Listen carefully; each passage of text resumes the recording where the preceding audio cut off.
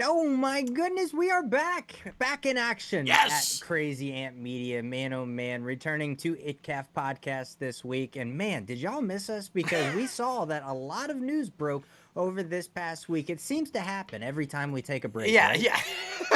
Some weeks we can't find anything, and then when we said, oh, let's take a break, boom. But I'm excited about it, though, because there was some great stuff. And as you can see, I'm pretty excited about one thing that happened this week. Yes, that's right. That's right. There's a lot happening in Hollywood, like the formerly known Max now coming back to HBO Max. We're going to talk a little bit about that. And it's a great week to be a superhero fan, both with DC and Marvel. Some epic trailers dropped this past week, so you know we're going to dive into all the nitty-gritty. Some cancellations happening. Some of them are favorite shows, so of course we'll dive into that. And so much more, man. We're super freaking excited, but that is all later on the show. Now, let's get a little crazy. What's up, everybody? Welcome back. Did y'all see that? What? Let's just throw Scream 6 in there for like It was good. movie. It was really good. The best of the franchise, in my opinion, since the first one. Yeah. What's up, guys? Oh my goodness, episode 295 of ITCAFpodcast. And you guys know your host with the most, myself, J. Logan Austin, aka JLo Fantastic, and the one and only Dustin Bergman, aka The Mouth. What's up? Man, oh man, we're super excited to be back in action here at ITCAFpodcast. And before we jump into everything, of course, we have to thank you. And thank you for continuing to watch the show, push the show, talk about the show, because if you didn't know, word of mouth is very huge in the entertainment industry and, of course, every other type of business that you're in. But, of course, it is the business talk. Before going into this show, please leave a rating on this podcast. Comment below and tell us what you actually think about this podcast. Because if you didn't know, leaving a rating or commenting or sharing, it helps this podcast get seen by more people who enjoy entertainment news, but especially those who are trying to break into the entertainment industry. Yes. Us here at Crazy Ant Media are all about lending the helping hand, and that's what we want you to help us do with this podcast, our other podcasts, Everything's OKP, and so much more, man. And both of those podcasts are about helping people. Yeah. This one about trying to get into the entertainment industry, making you equipped with all of the latest and greatest news so that you know how to present yourself in a social situation. Correct. Or if you just love pop culture news, we're here for that as well. And then, of course, our mental health podcast, trying to help you get over some stuff, because like Dustin and I say every single episode, it is our bi-weekly therapy session. So man, oh man, we have some great content out there. Even though we hate that word, we have some great stuff out there that you can enjoy and indulge in a little bit, that's for sure. And then, of course, be sure to visit our website, www.crazyantmedia.com, where you can start rocking the latest and greatest Crazy Ant Media gear. We got a little bit of something for a little bit of everyone. We got shirts, hats, phone cases, teddy bears, anything and everything you can think of for your merchandise needs. Hey, go over to crazyantmedia.com. Good sale. Got it, man. Good sale right now. You got to go. It's a good sale. I love it, man. I love it. But this one is going to be a little off the cuff, guys. You guys know we love to just have free-flowing conversation about the entertainment industry and about the do's, the don'ts, and the what the fucks. Yes. Okay, and there's a few what the fucks this week. There is. But, I mean, of course, sticking with our theme, let's start off with Disney and the new Ironheart trailer. Yes. It is very freaking exciting. Some of the trailers and some of the posters, I should say, look a little thriller-esque, right? Look a little darker tone than kind of what we're normal to with like the bright colors that come out of Marvel. Of course, we got some darker tones with the new Daredevil series that just came out a couple months ago. But this one, it seems to be kind of following in the Daredevil steps. It definitely seems like they're playing it as the street level stuff that they talk about with the television shows. Because in the comic books, fascinating, I'm gonna go geek. It's a bright pinkish yellow, colorful costume. That is clearly not the case when you see the full armor that in this trailer.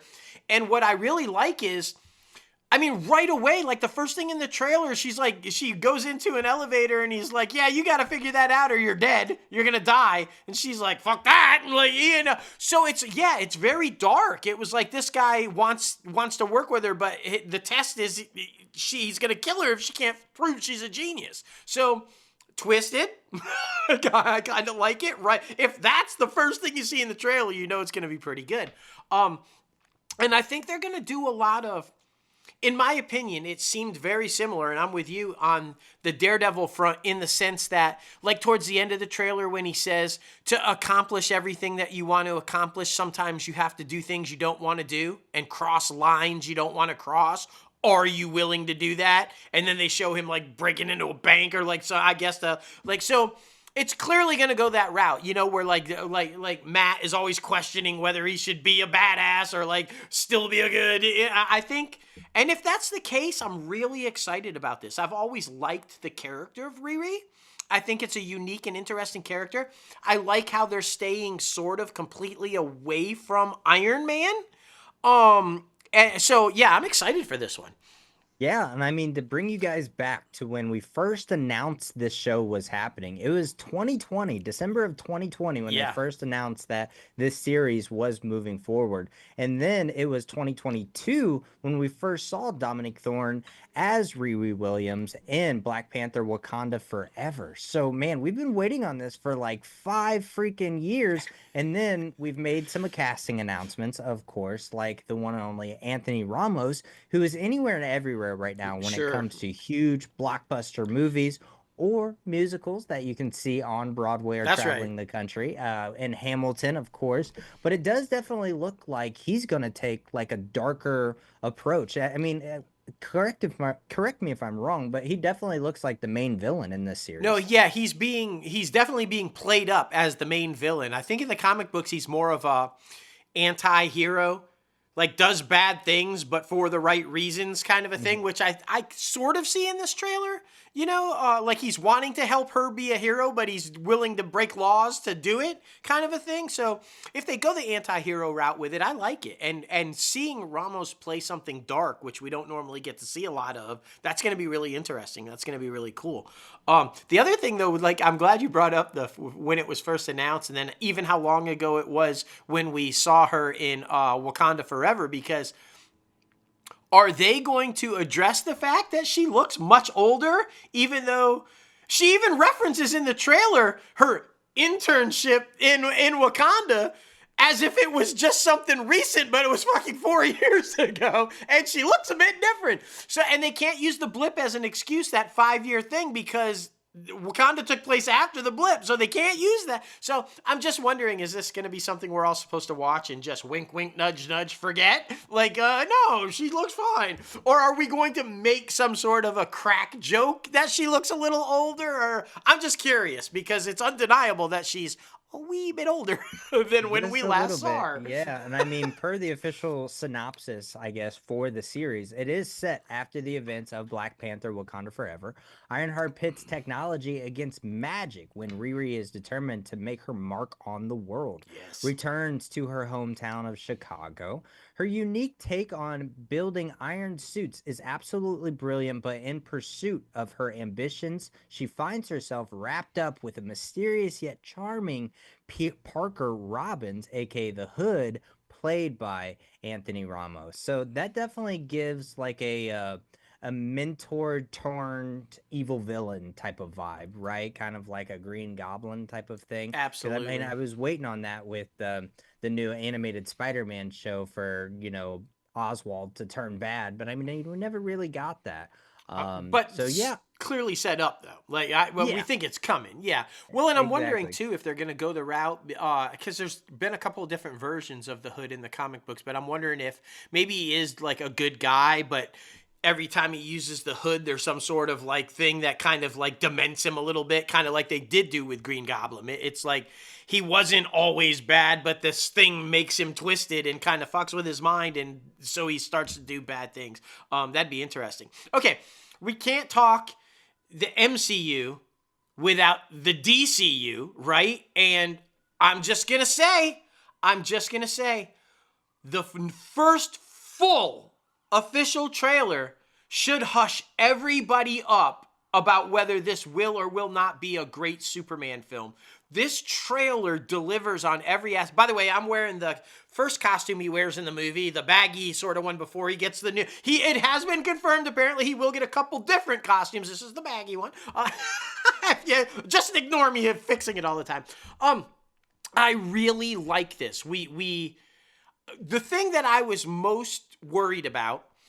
And I say this all the time because, Christopher Reeve will always be my Superman, and it's the bar. Even for all the Marvel movies and every DC movie, it's the bar that every superhero movie tries to hit. And the transformation, the subtle transformation on how Christopher Reeve was able to take Clark Kent to Superman with something as simple as straightening from a slouch, and it's a completely different man that and I was worried about that. I'm like, because Cavill was good and I liked, Tyler Hoechlin but to me, they were always kind of just Clark and Superman felt the same to me. They didn't capture that. There's a reason why only a pair of glasses was a great disguise when it's Christopher Reeve, because that Clark was so undeniably no way Superman, even with just the glasses. And that hasn't been the case with these other ones, but Corn Sweat, he pulls it off in the very clip of this trailer where Lois wants to interview him as Superman, and he's playing a playful Clark, and then he gets a real Clark and then it immediately, the sit up, the posture, and the tone and the voice switches to a completely different person as Superman. And so that I'm thrilled with that. And the other thing that I really like, of course, we see Crypto in action, and we see Luthor, and we see all these great things. And I want to dive into it more when you start talking about like your thing. But the other thing that really stood out to me was him, and it's throughout the trailer, but when he's having the back and forth with Lois, trying to justify that he's not on behalf of anybody except for himself, and he's just trying to do good. He's just trying to save lives and be a beacon of hope. And he gets angry at her because she's kind of coming at him about, well, did you get a permission from the president? Do you realize you went into a country unauthorized without permission? And he's like, whoa, I'm just trying to be a good guy. And I like the fact that they weren't scared to make him get upset and defend himself as just a good guy. Don't make me the truth, justice, and American way guy that represents America. I'm Superman representing Superman, and I'm just trying to do good by the world. And so I was excited to see that. Yeah, most definitely. And I think an interesting point too, where Superman is at, where this story is being told throughout its chronological order, or their timeline that they're trying to put together, is a very interesting part, because it seems that Superman is not necessarily the most favorable person right now. It's definitely giving you a little bit of like a civil war, comparing it to Marvel again, to where like the government may or may not be trying to control him at the moment, like use this for justice, blah blah blah, like you're at our beck and call. But he's still fighting and resisting that, because he is the beacon of hope. He is Exactly. the person who is like, he is the superhero that is compared to Jesus or God. Right. He's the end all be all superhero. So yeah, I think that is a very interesting point to see, because I mean, we had to go through what, 12 years basically worth of Marvel movies before we got to a point where the government in the films were like, hey, you're also blowing up buildings and fucking up our shit. Exactly. Okay. Exactly. So I think it's a good starting point for James Gunn and Peter Safran's DC universe to be like, this is Superman. He saves people, but also there needs to be things to be accounted for, right? Like people getting injured in the crosshairs accidentally, or buildings falling, people not having their homes anymore. So I think that's an awesome take, and a very different take than what Marvel took, and I think that definitely gives an advantage to DC, at least this time around, when they're trying to present a whole new storyline when it comes to these characters. Right. And it goes back to how I like how they're humanizing him. Yes, he's this alien with all these worldly powers, and he does all this crazy and amazing stuff. But it's the moments with his dad, or when he's laying on the bed and his faithful pup is just chilling on his belly, and it's the humanizing. Or, like I said, when he gets upset as Clark towards Lois about what do you mean? You know I'm a good guy. We love each other. Why are you coming at me? That's a human emotion.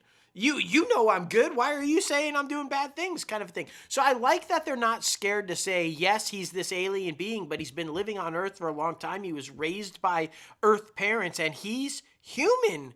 So I like that they're not scared to go at that, which is going to be really... I mean, they already, we're skipping the part where Lois didn't know that he Yeah, was they're Superman. already together, apparently, as a couple. Yeah, so and that's an interesting perspective, too, because, the industry is so used to origin stories, and I love how they've decided to go away from that, yes, right? To be able to create something completely their own, kind of jumping ahead of things.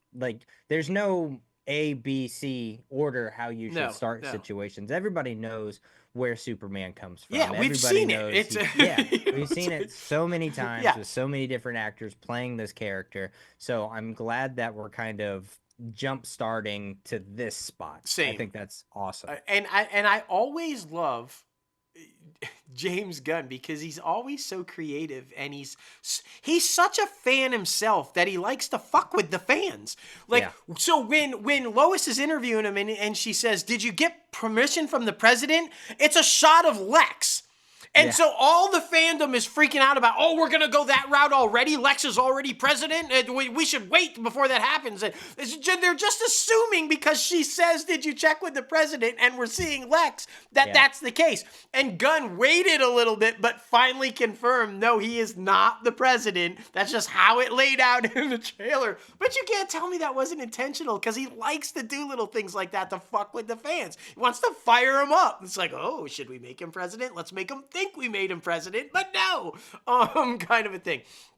The thing, and I think, it'll be my wrap up on this, and then if you have a wrap up on it, is what is undeniable in this trailer is what James Gunn has been saying basically his whole life. And if you listen to Rosenbaum, they're like really close, tight, best friends, Rosenbaum will tell you the same thing. Basically, since childhood, James Gunn has said Superman was an iconic, important, lovable character in his life that he had great passion for because of the relationship with his dad and because of how and this trailer shows that is true. You can tell this man cares about this character and what this character stands for and wants to get it right. And it just, in my opinion, it cannot be a bad movie when you are that passionate about the character and about getting him right. Yes, completely agree. And I'm very excited to see this film in general. I think it's going to be good. I think it is going to do big numbers. I don't do a lot of box office predictions anymore, but I think, anywhere between, because I definitely feel like it'll go over the $100 million mark. I think so too. In the opening weekend globally. So I'm betting anywhere between 110 to 125 million, that little 15 million window. Globally or just domestically? And then maybe globally. Globally. What do you think domestically then? An opening weekend in America, 90? Yeah, something like that. Yeah, because I'm comparing it to other superhero movies that are coming out right now, and I think the anticipation is so big that it's going to outperform the other superhero movies like Captain America and Thunderbolt. See that, and I agree with that. Yeah. That's why I'm giving it somewhere. Realistically, I think somewhere between 90 and 100 million opening, maybe even 105 if it gets strong word of mouth, which I think it will. I mean, keep in mind, you're going to get a lot of Marvelous Miss Maisel fans packing out that theater. You're going to get a lot of Nicholas Hoult fans because he's been in a ton of stuff that people know and love. Corn Sweat's really the most least known out of all of them. So it's going to be interesting. But yeah, I think if it, much like Sinners, if it can get a lot of really strong word of mouth coming out of the Thursday night previews and into Friday, I think we could see it crack 100 for domestic. I know it's so interesting you say that specific part with Rachel and Nicholas, because I think that too. I think, they will draw in people because they've been very popular recently and have been in quite a few things. Right. But I was listening to The Town with Matt Bellany, and he doesn't think that Rachel Brosnahan or Nicholas Holt are going to be like any sort of draw. I'm like, what are you talking about? What? They've been Like, everywhere. Like, I understand the movies that they've been in and the shows that they've been in haven't really been as relevant as other big blockbuster things recently within the last 2 or 3 years, but I still feel like those names are a draw, and you will get people in the seats because of those names. So yeah, I was just like, I disagree, Matt. I disagree. I like to subtweet him on yeah, Twitter, I so would that's always fun. disagree with that too, because really, like, what else does anybody know? And then, really, unless you're like us, who else even knows David Corn Sweat? It's like you have to go, wait, he was on what? Hollywood? On Netflix? Yeah. What? Who? What? I mean, that's like basically the only thing I really know him from, like, was Yeah. like, oh, that guy. Yeah, And I'm like, nobody's so, thinking of him in Twisters. No, like, he's no. always, he has a hat on the whole time, so nobody even realizes that's the same right. guy. That's right. Like, And then there was another cute little rom-com movie where he time traveled type thing with a record store and kind of a thing. But nobody really saw that either. So it's basically, if you missed him in Hollywood on Netflix, you have no idea who this guy really is. So, which I like, because that's how Superman should be. You should be focused on Superman and not the actor playing him. And I think this is probably well done, John Papsadero. Well done. Yes, he did absolutely amazing. Completely agree. Well, sticking in the Warner Brothers Discovery universe, yes, it is time to talk about the weirdness that is over the marketing department at the streaming service, now known as HBO Max, and formerly known as Max, but also formerly known as HBO Max. It's just wild because I saw a graphic the other day between, like, from when it first came out to where it's at now. Not only the name change, but they've rebranded colors, they've rebranded fonts like 5 or 6 times in this past, like, what, 6 or 7 years. I just think that's absolutely crazy. I'm confused on why they keep changing this. I think what you're thinking with the Discovery stuff not doing as well on the streaming, so they went back to HBO because that's the brand that everybody knows. That's the brand, yeah. I think that is probably accurate, but it's like, again, going back to The Town, like, they had a marketing guy on there from Warner Brothers Discovery who was overseeing, like, the streaming and the name switch and stuff, and he was kind of hush hush about, like, him thinking it was a bad decision or a good decision. I'm like, because it sounds like nobody really knows what they're doing. That's what I was going to say. I heard some stories and read some articles too, much that matches what you heard on the podcast, that I think they're just trying shit. They're just sticking it to the wall. So when somebody asks them why you did it, they don't really have an answer. But you're right with the branding, because you remember when it first came out, it was purple and white. And the HBO was the standard HBO logo that had always been since HBO launched. And then it went away to just a very simplistic HBO without the little circle logo inside of it and everything. And then it was just Max. And then it was black and white. And then it was like, what? When you're trying, and it's odd because they just recently announced, that they now are profitable and that they had a decent bump in the amount of subscribers. But when you're trying to maintain that, consistently rebranding it and trying to define what it is going to backfire. You're going to lose those new subscribers if they don't know what the fuck you are. Like, so, yeah, this is bewildering to me. But back in my day, before streamers existed and it was all still cable, if you wanted to watch a Warner Brothers movie, you went to HBO. It was on HBO. And so that's why I always thought HBO Max, because that's where we're going to find Warner Brothers movies and Warner Brothers content. So I never understood the move away from that and the change of the name.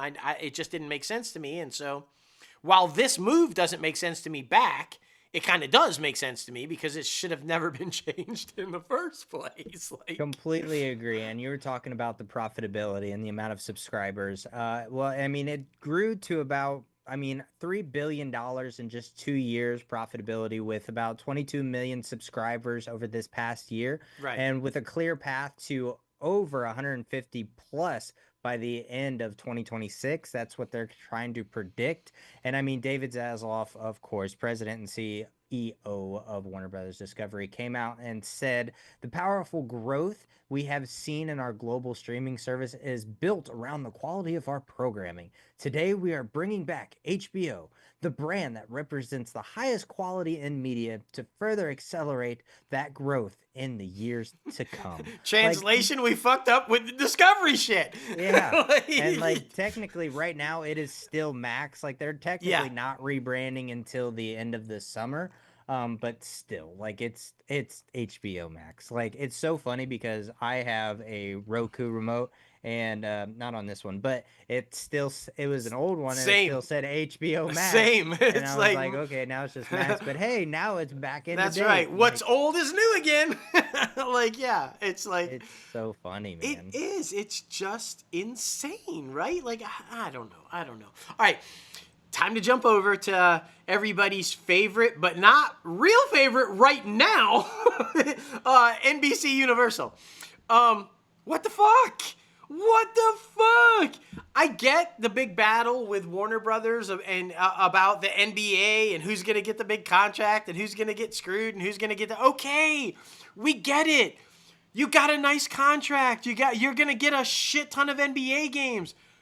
That doesn't mean... in order to show them, you wipe your slate clean. Like, what? That was, in case you guys missed it, it was a bloodbath of cancellations on NBC and Peacock.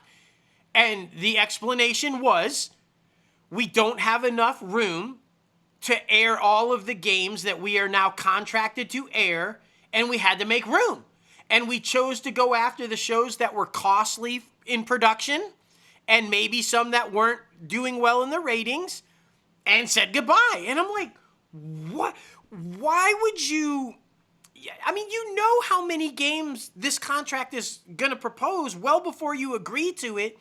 You have to know what your scheduling looks like. So, I mean, it seems to me like it was a run and gun, like, oops, oh, we have that many games? It's like, was nobody paying attention? Like, and unfortunately... Now, Suits LA, I get, it was an up and down. Many people were like, we were hoping for Suits and we didn't get that, so we bailed on it. But Found and The Irrational and Night Court and even Lopez vs. Lopez were still doing somewhat decent in the ratings, and they had huge fan bases, which you saw blow up social media after the cancellations. They're like, what the fuck? And those were, I will say, Found and Irrational anyway. They were justifying by they were costly to make. Okay, but it's like, So, yeah, I'm kind of upset about this. You have to do a better management job. You have to pay attention to what you are doing. What are you bringing in how do you make it work without having to axe? I will say, for anybody that wasn't familiar or doesn't know, they did try to shop Suits LA to Netflix. At Netflix passed. I'm not sure if Universal is going to continue to try to sell it to somewhere else, but Netflix did pass.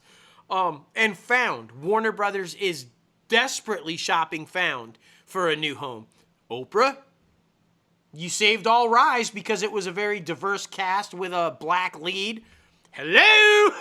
Come on, Oprah. Bring home Found to own. It just makes sense to me. But anyway, in case you guys are wondering, there's still hope for a couple of those shows.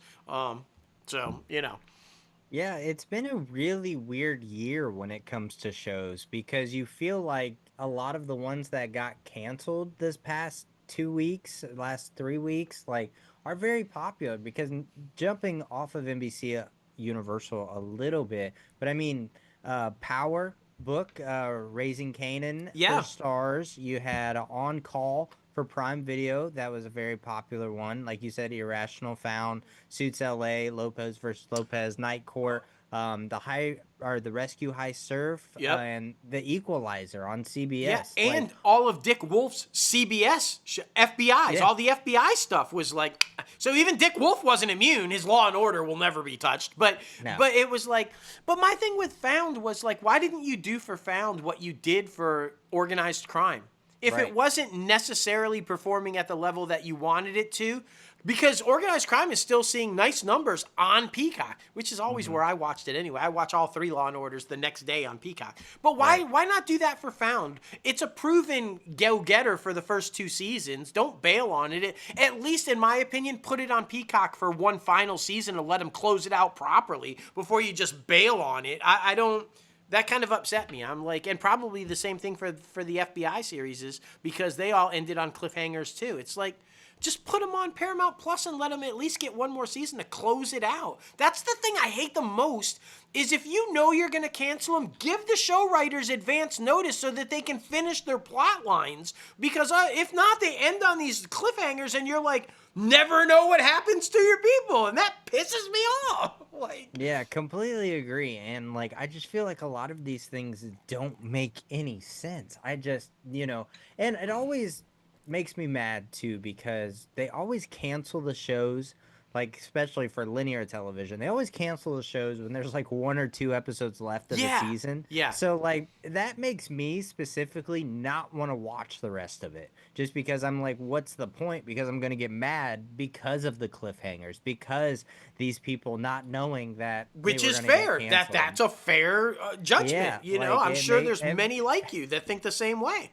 It sucks, man, because like I haven't gone back to Suits LA, which I was enjoying. At first it was a little rocky, but I felt like they found their rhythm a little bit When they towards the stepped end. away from the original Suits, which is Yes. why I think people bailed on it. But that's when I loved it, when they started to establish their own identity. And it was like, it only made sense to me. It's like, this is not Suits, guys. It's these... And I don't know about you, but I was liking the character development. I liked where they were going with the relationship between the characters and the bitterness and the friendships, and like it pissed me off because they were finally starting to share backstory and develop these characters, and we were connecting and feeling with them, and then just nope. Yeah, it doesn't make any sense. But what does make sense is a former guest of ours and a massive popular star on Law & Order SVU returning.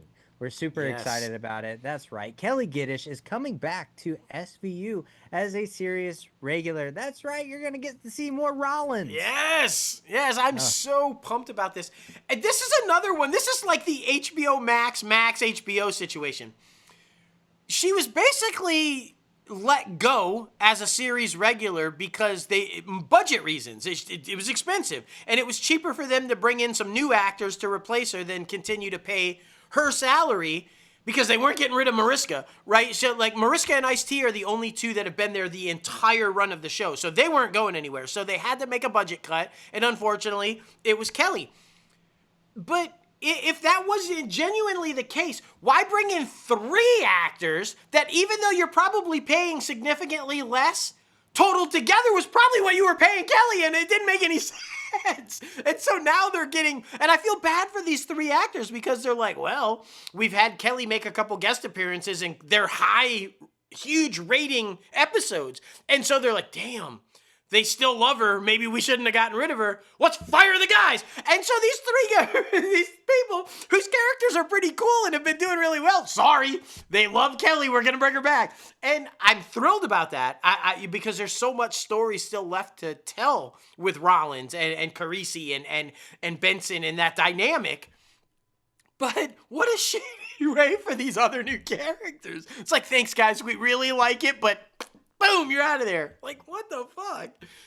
I don't know. It seems like, they wanted to just give her a couple-year vacation. Yeah, right? she Just did like- mention in our interview that she wanted to spend more time with the kids and the husband and stuff. And so it probably was a nice little break, right? And so, and maybe in the grand scheme of things, the budget reasons, maybe it was a combination of both. Maybe she did go to them and say, can you cut me back a little bit? And they weren't okay with cutting her back, so they just fully let go.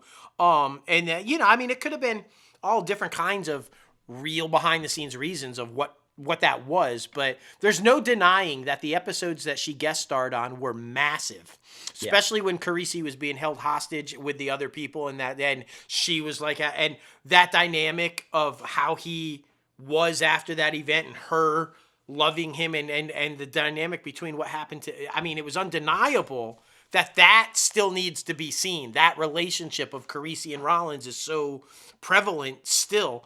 So it was, I really feel like it was a no-brainer that she was going to come back, you know? Yeah, most definitely. I completely agree. Well, there is a little bit other news. I went on the Bible, IMDb Yes. Pro, of course, just to see what we had going on. And it looked like 20th Century Studios, of course, Disney, has announced a release date Yes. for Deliver Me From Nowhere for October 20th. Now, if you guys don't know, that is the Bruce Springsteen biopic Yep. starring the Bear star Jeremy Allen White. Now, for people who don't know much about Bruce Springsteen's music, is that a song of his, Deliver Me From It was an Nowhere? album, yeah. Okay. It was a phase of music during that time, and that's what the title comes from. And but as Bruce said, he was kind of like, yeah, it was so long ago. I was like a young kid during that phase of my life, and so I was like, oh, you want to make just like a snapshot of my whole career? Okay, go ahead. You know, because he wasn't too sure about it at first. Like, what are we doing? But he's like, literally, that was a blink of an eye of my life. And I'm Yeah. like, I don't remember half of it. It was so, but he was like, he was on set and saw Jeremy Allen, said he's slaying it. He was really happy with how he was being portrayed in that time of his life and everything. So, you know, if you get the actual guy, because whenever you make a biopic and the person's still alive, right, there's always the risk of they fucking hate it. But it went, once you get the sign off on it, I mean, if the boss says it's good, you're good. I mean, Well, I like this approach because they did it with Timothy Chalamet and Bob Dylan in the film that just came out. But I like this more than trying to cram their life in like a 2 hour, 2.5 hour yeah, movie. like their I whole, Yeah, I like taking a monumental like part of their life agreed. and talking about it, right? I think that gives you more time to dive into how the person is and how they approach certain situations because you're never going to get somebody's life 100% right, especially after they're already dead in one biopic film. So I definitely appreciate this approach more than what they tried to do. Because even really liked Bohemian Rhapsody. I wouldn't say I loved it, or Rocket Man with Elton John.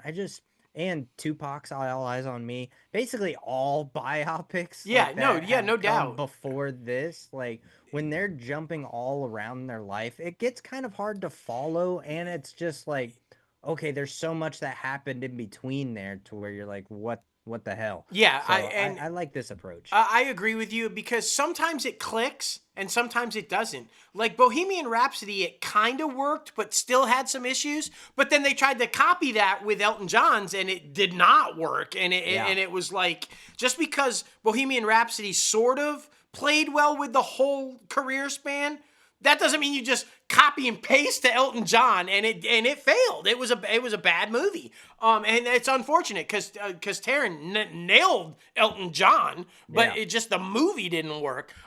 So yeah, I'm thrilled that they're going away from the the copycat cut and paste type things and just give us a really cool snapshot of their life, like this particular time.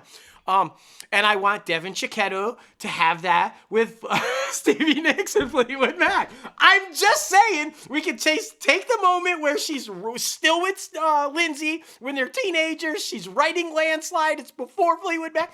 Just a bit. I'm just saying. I'm throwing it out there. If you guys are going to go this route, I'm just saying.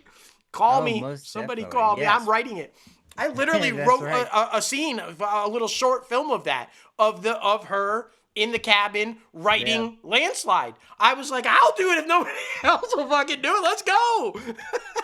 That is so funny. And I mean, since we are an indie filmmaking production company, I just saw this come across my desk as well. And I thought it'd be interesting to mention it. Afterburn, a production company that was just awarded $7.7 million over financing fraud. Yes. Absolutely crazy. Like I said, it's an indie production company behind Afterburn, which is an upcoming post-apocalyptic sci-fi film starring Dave Bautista and Samuel L. Jackson, has been awarded $7.7 million by an arbitrator over fraud tied to the financing of that specific project.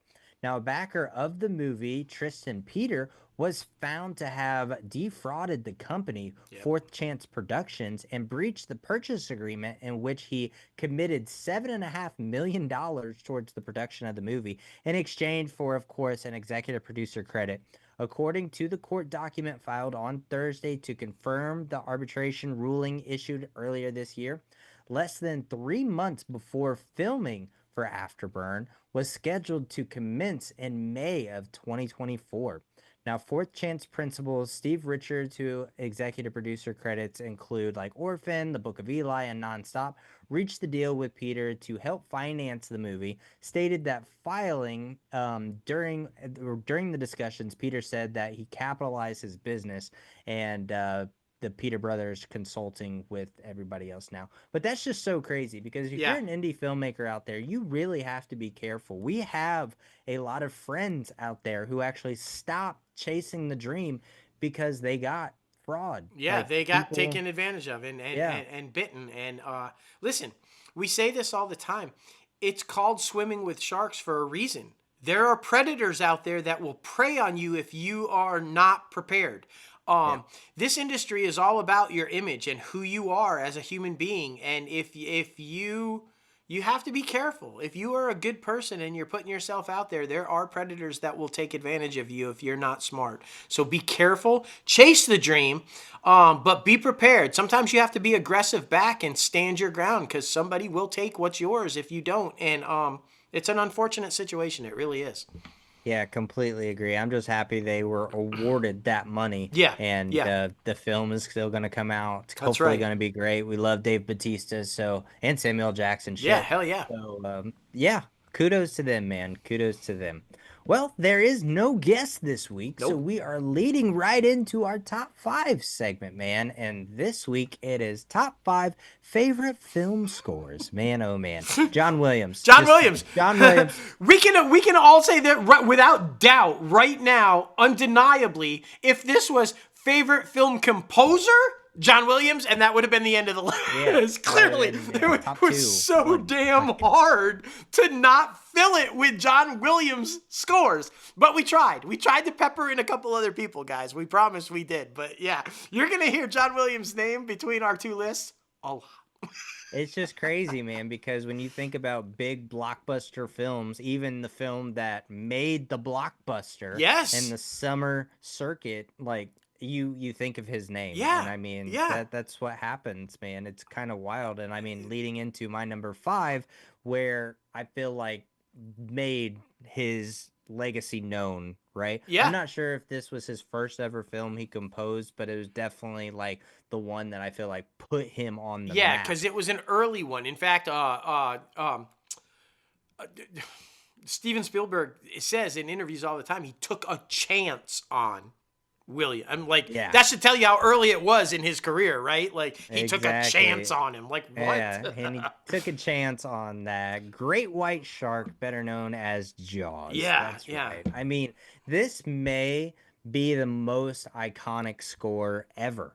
Like, I mean, we have some amazing freaking scores on here, but I think if you talk to anybody, even if they've seen Jaws, they know the dun-dum, dun-dum, dun-dum, dun-dum, dun-dum, dun-dum. It's iconic. It's incredible what a string section can do to build anticipation and fear.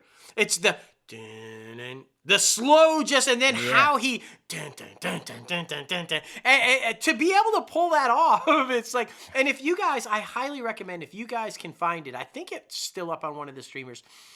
If you can watch this man's concert where he performs all of his scores live with the orchestra, fucking do it. There is nothing like watching these things being performed by the orchestra live. It's like incredible. You're like, just like, the whole time. You're like, fuck. And then you're also going, he did that one? Yeah. It's like, yeah. I love that. I love that you picked Jaws, and I love that you reference that is the first summer blockbuster, the first tentpole movie. Jaws. It's what kicked it all off as to what we know now is these type movies, and you needed that score to make that happen. Completely agree, man. Completely agree. Yeah. Okay, so my number 5, very much along those lines of a score that builds tension, a score that makes you uncomfortable, a score that like, oh my God, what is going to happen? Apollo 13 and James Horner. Anytime that a composer, because guys, if we talk about songs in a film, right? Like songs that are performed and then they're on an album or whatever. And I think Prince, Batman and all that. But it's the score that moves your emotions with the film to make you feel the film as the people you're watching are feeling it. And I don't know about you guys, but when I'm watching Apollo 13, I'm nervous they're not going to make it back. And it's the subliminal score that's subtly making you feel uncomfortable, like these people are going to die. And James Horner, when you can pull that off, especially when you know how the movie ends, you know what happens with Apollo 13. You know they're all going to be okay. But you're still sitting on the edge of your seat, terrified, and that is credit to James Horner's score about making you feel it. So yeah, that's my number 5, Apollo 13, and well done, Mr. Horner, because yeah, you had me worried. You had me worried. Right? That's so freaking funny. I love that. I love that. Number 4 for me goes to the James Bond score by Monty Norman.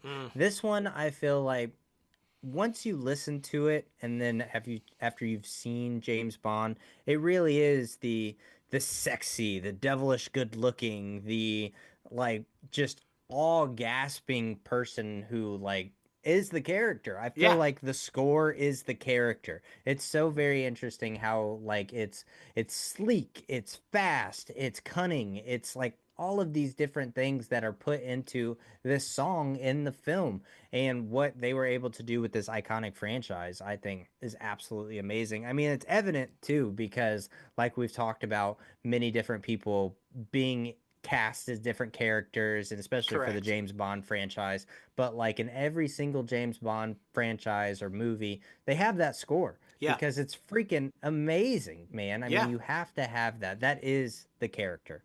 Without doubt. And all of these that are on both of our lists, like you mentioned with Jaws, they're undeniable from the first 3 or 4 bars, right? And that's the same thing with James Bond. As soon as you hear, you immediately, that's James Bond. You don't even have to be in the room. You don't even have to be looking at the screen. You hear, it's the same as, you know immediately what it is. And that is a powerful score. That is what you want. Something right away, boom, that's the movie. You got to run and go start watching it, kind of a thing.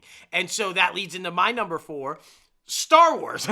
I mean, undeniable. You hear the first 4 bars of the Star Wars score, you immediately know what movie you are getting ready to watch. And again, the master, John Williams.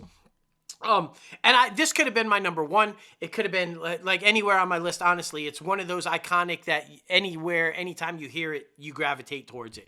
And I'm not going to say a lot about it because I know it's on your list, and I know that you have we're going to agree on everything you say. I know. So I'm going to keep mine short. Star Wars, my number 4.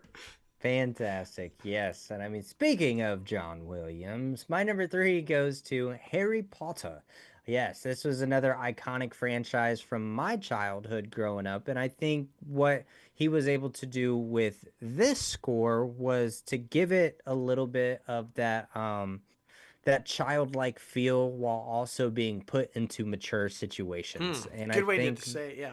Yeah, I just the way that he masterfully moves this score like without any hesitation, I feel like is beautiful and doesn't really get seen a lot from a lot of the industry, you have these handful of iconic composers who come to Hollywood or work with Hollywood producers for films, and they leave their legacy. That's for sure. Without And I mean, doubt. there's a couple of other ones that we're going to talk about as well. But obviously, John Williams, the iconic franchises, Star Wars, Harry Potter, Jaws, freaking Home Alone, like all of them. It's Yeah. absolutely wild. But Harry Potter, I love specifically because it does give you that adolescence feel in mature situations. So, yeah, number 3 for me, Harry Potter. Without doubt. Without doubt. My number 3, undeniably iconic.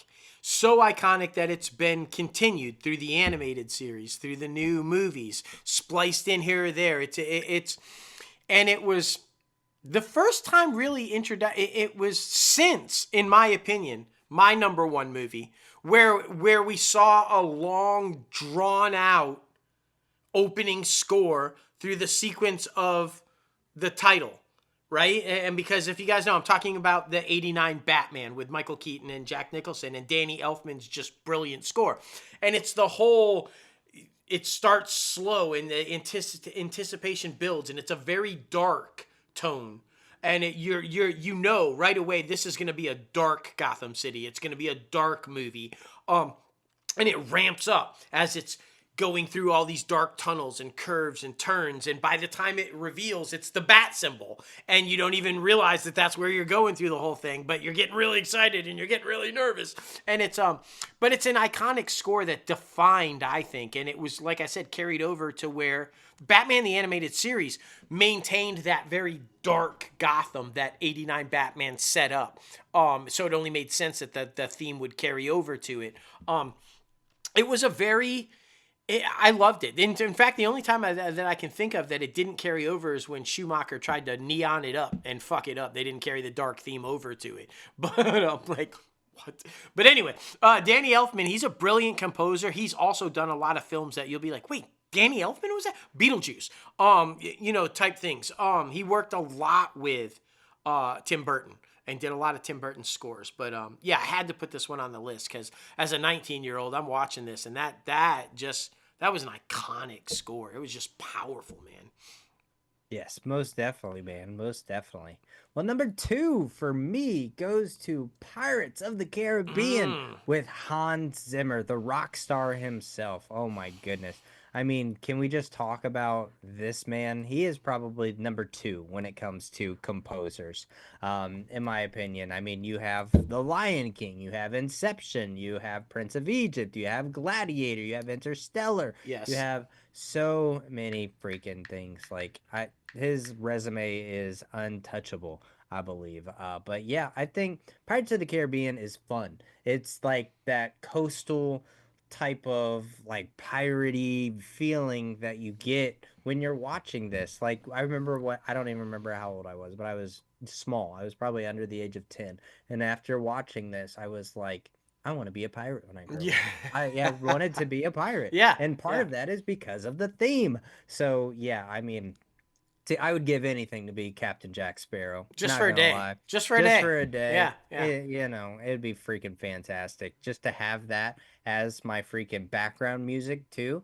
I think that would be absolutely badass. But yeah, number 2 for me, Pirates of the Caribbean by Hans Zimmer. Well, I think that one, you described it perfectly the way that you did with the Home Alone. It was intense, and it's about a pirate, and it's about these things, but it also had a joyful, playful feeling to it. Yeah. Because Sparrow was basically a big-ass drunk kid. Yeah, exactly. And I thought that the score captured that. It's like, it is intense, and it is kind of scary, but it's also fun. You're kind of just going with it, and it's like, so, yeah, well done, well done. My number 2, you mentioned like all these iconic named composers, and once you say the name, you know, and they are going to go down in history, and sadly, we're going to lose a couple of these guys soon, I think. But mine is a name that probably nobody has heard of, but the score is undeniable. When you hear the score, even the first 3-4 chords, you know somebody's dying. You know you're in trouble. Some scary shit's going down. I'm talking about Nino Rota and The Godfather. It's undeniable, the opening sequence, the sounds you hear, the scary little orchestra type feel to it. You know immediately it's The Godfather. You know, it captures so much. It brilliantly captures gangsters, the Italian, landscape and culture, New York.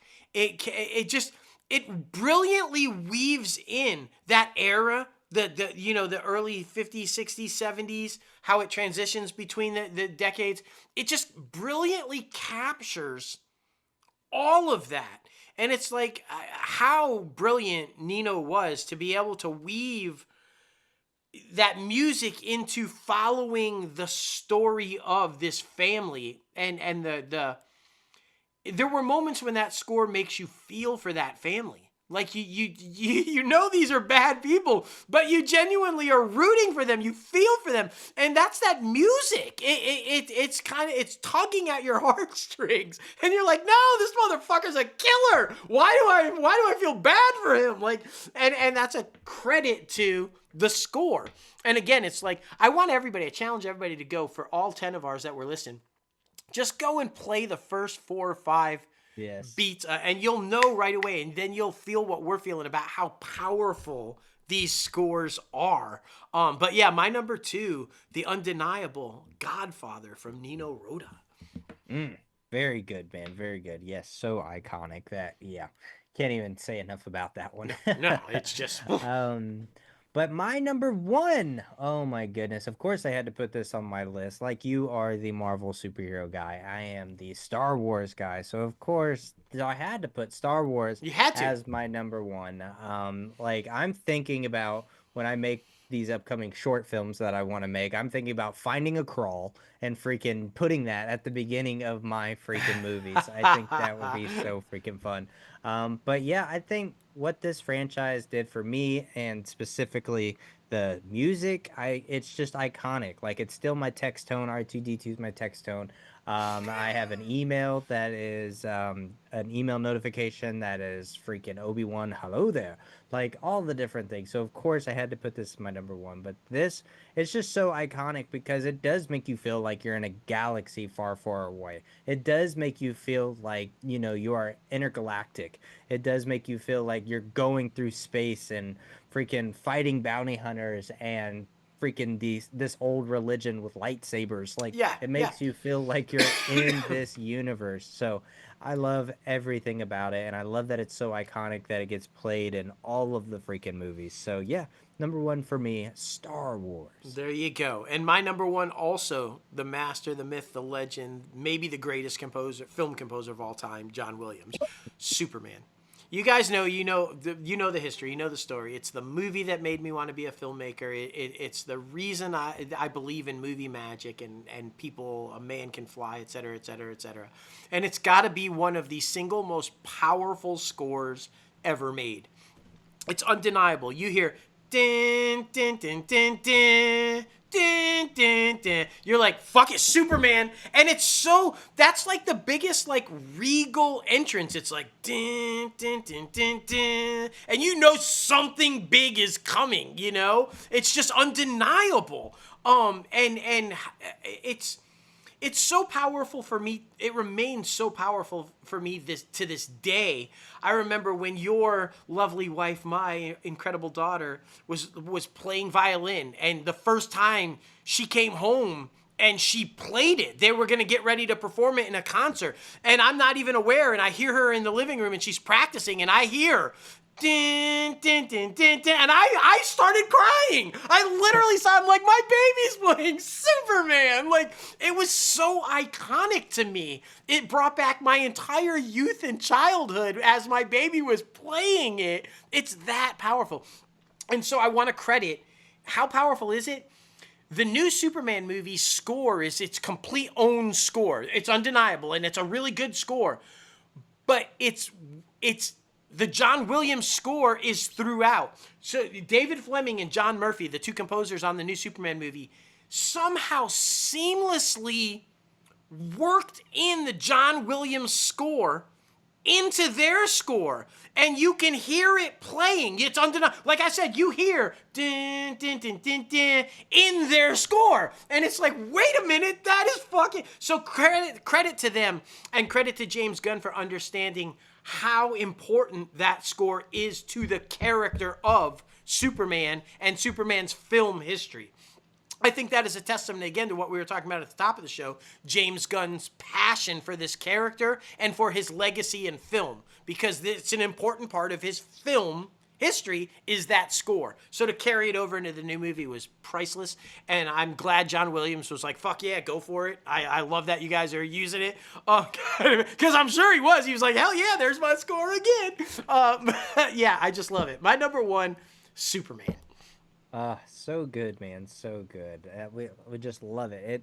Film scores really carry the momentum and the emotion in every film. So yes, if you don't pay attention to them, be sure to do that next time you watch a film. Like it's fun. It really is. I mean, there's so many different aspects about movies that people never pay attention to. But once you start nitpicking the little things, it becomes fun. It becomes like nightmarish sometimes when you're a without doubt. filmmaker, but it is fun. It really is. But we want to know, what is your favorite film score? Be sure to comment below down in the comment section, YouTube comment section, add us on X and Instagram, all the good places. Please, we want to know. And before we finish it up, we would be remiss to not mention our own favorite composer, Antonio Lapore, who did a brilliant job with our first film, hyping up the tension and like, oh my gosh, what's going to happen? Antonio, you too, sir, are a brilliant film composer, and we can't wait to work with you again, buddy. That's right. And we also want to give a shout out to our YouTube guy, Mike. Yes. He's the one who came out with our top 5 section this week. So we really appreciate you, Mike. You're doing great. But yes, just wanted to give you credit where credit is due. Yes. That is for sure. But now we're heading over to the box office recap, where this week Marvel is still on top of the world, but I believe it will be dethroned this week. By Final Destination? I think so. I saw they had a big Thursday, so if there's going to be one, I think you're right. I think it will be. They're saying this is going to be the biggest opening ever for a Final Destination. That will be true, no matter what, yeah. They're thinking in the $40 million, so it'll be interesting. But yeah, number one last week was Thunderbolts. It came with $32 million. Sinners still doing very well. Came in at number 2 with $22 million. A Minecraft movie still hanging in there with $7.7 million. The Accountant 2 doing very well is also with $6.7 million. And then Clown in a Cornfield with $3.6 million. Yeah. So kudos to them. And Sinners, I just want to say, is a testament to what we talk about all the time. Word of mouth. This is why talking about a movie after you see it is important. Yeah. That movie is killing it, making more money than anybody ever thought it would, because people came out going, what the fuck? And they're talking about it, and that will give a movie legs to stay in much longer than it should. And Sinners is a testament to that. So that's why you're seeing it linger around, man. Yes, completely agree. But new movies coming out are Hurry Up Tomorrow. You got Final Destination Bloodlines, The Ruse, DD Next Level, and things like this. You might be able to catch those in theaters near you. Maybe. We'll see. We'll see. Movies you can still go see, of course, Sinners, Minecraft movie. Snow White in select theaters, maybe. They're trying, man. They're trying. I think that was you. I think that was secretly you going, hey guys, can you re-release it? I need this to make some money. Give it another try. Yeah. I know you called Bob. Bob, all of the theater owners. You got him on speed dial. AMC. That's right. I called freaking Regal. That's right. But you know, all AMC did was like, I mean, we can give you 50% off on Wednesdays, but whatever. It's fine. It's fine. It's still a dump. It's a train wreck. It's a dumpster fire. It's not going to make any money in this re-release. And sad. Shadow Force, Fight or Flight, Until Dawn, and Warfare. Please go see Warfare. I love this movie. Yeah. I literally can't stop thinking about it. I was just thinking about it yesterday while we were talking about film scores, and this film has no score because they want you to feel the intensity. They want you to feel the quietness of going into a mission in Iraq. I think that's where they were. Right. And it's so good. It's so good. I'm so excited for that to come out on streaming services so I can watch it again. Anyway, IMDb Pro's Top Trending segment. Of course, Thunderbolts is still number 1, aka New Avengers. That's right. The Last of Us is the top trending TV show. Makes sense. Pedro about to come back in, it looks like, if you all are caught up, seeing some flashbacks and stuff. And then the top trending star is Isabella Marced.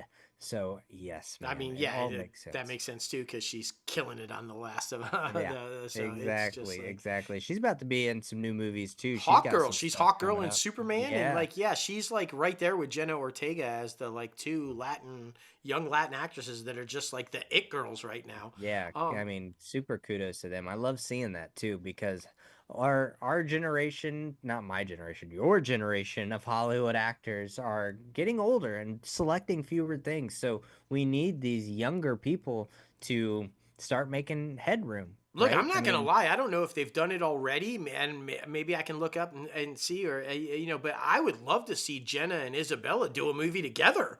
that would be pretty I cool. mean, they'd be epic. I mean, they're both really incredible young actresses who are just and not scared to take diverse roles. They're out there Yeah. just taking chances and playing these roles, and I love it. I think they'd just slay in a movie together. Completely agree, man. Completely agree. Well, we got to thank you out there for listening to episode 295 of ITCAF Podcast. Man, oh man. 295. Y'all know you can follow us at ITCAF Podcast anywhere and everywhere on social media. Of course, our company is at Crazy Ant Media. And then our other podcast, Everything's OKP on social media. We got a new episode coming out next week of that, all about aging. I am turning a old, ripe, not ripe, very raisin freaking grape, I guess you could say, 29 next week. So I'm very sad about it, and we're just not gonna Me touch that. too, man. Me too. I'm turning 29 also soon, and it's just devastating. It's hard to believe. Yeah, For yeah. the 20th time, something For the like, 20th it's our time. 21st, Yeah, no, it's 4th fine, time. it's It's fine. fine. It's fine. But y'all know you can follow us both on social media as well. Myself at J Logan Austin, and At Crazy Ant CEO. that's right. And you guys know you can subscribe to this podcast anywhere you listen to your podcast. We're at Apple Podcasts, Spotify, Google Play Music, iHeartRadio, Podbean, Stitcher, and so much more. And of course, be sure to hit the like button on YouTube if you're watching the YouTube video. Subscribe to the channel and ring the bell for all the latest and greatest notifications coming out of Crazy Ant Media. And then, of course, be sure to visit our website, www.crazyantmedia.com, where if you want anything to know about Crazy Ant Media, you can find it there. Rock our t-shirts, support the page, do everything you can, and yeah, give us $1 million. That'd be great. Anyway, man, oh man, what a great time to be back. A lot of fun news coming out of Hollywood this past week. So yeah, I'm glad we're back rocking and rolling. That week off was necessary though. It was really hard. It was really hard. Like Monday through Wednesday, I did very good not doing anything, and then by Thursday I was like tiptoeing back in. I was like, well, maybe I'll just rewrite this scene, do a little draft work here.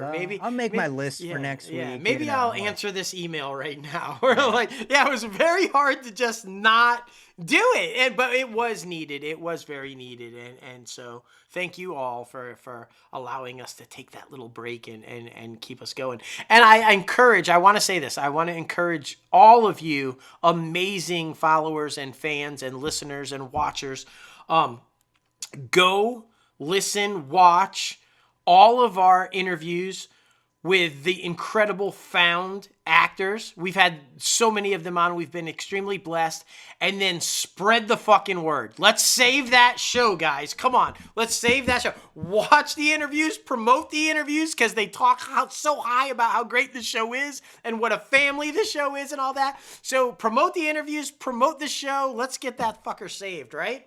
That's right. That's right. And I mean, if somebody can save it, I'm sure she can. I mean, we talked about it a little bit. I could see it, man. I could see it. Oh, the one, the only. Oh, bro.